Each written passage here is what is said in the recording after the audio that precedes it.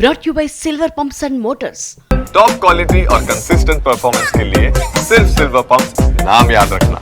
Screen పై మనం చూస్తున్నాం కరాచీపై భారత నేవీ దాడులు జరిగిన సందర్భంలో ఎలా ఆకాశంలో క్షిపణుల్ని కూల్చేస్తున్నారు, ఎలా డ్రోన్లు దూసుకొచ్చాయి, వాటిని ఎలా మనం నిర్వీర్యం చేసాం. ఆ దృశ్యాలన్నింటినీ కూడా మనం చూడొచ్చు. కరాచీపై భారత నేవీ దాడులు కంటిన్యూస్ గా 35 నిమిషాల పాటు ఈ దాడులు జరిగాయి. పెను విస్ఫోటం సంభవించింది, విధ్వంసాన్ని సృష్టించారు.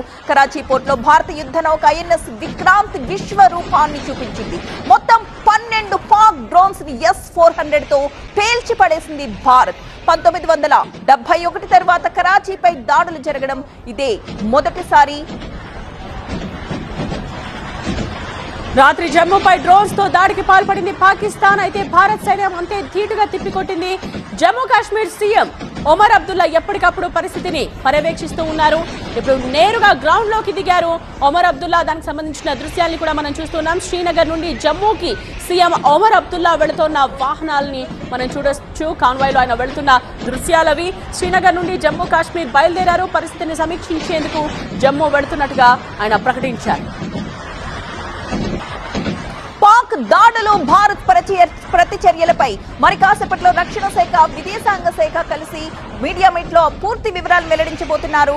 ఇప్పటికే దేశ భద్రతపై ఢిల్లీలో కీలక సమావేశాలు జరుగుతున్నాయి. ఈ రోజు మొత్తం కూడా కీలక సమావేశాలు జరగబోతున్నాయి. ప్రధాని మోదీతో భేటీ కాబోతున్నారు. NSI chief Ajit Doval, CDS త్రివిధ దళాల అధిపతులతో భేటీ కాబోతున్నారు రాజ్నాథ్. పాక్ దాడులు, భారత్ ప్రతిచర్యలపై ఈ మీడియా సమావేశంలో పూర్తి వివరాలు మరి కాసేపట్లోనే మనకి రాబోతున్నాయి. డ్రోన్లు, మిసైల్స్ తో భారత్ యుద్ధ బీభత్సాన్ని సృష్టించింది.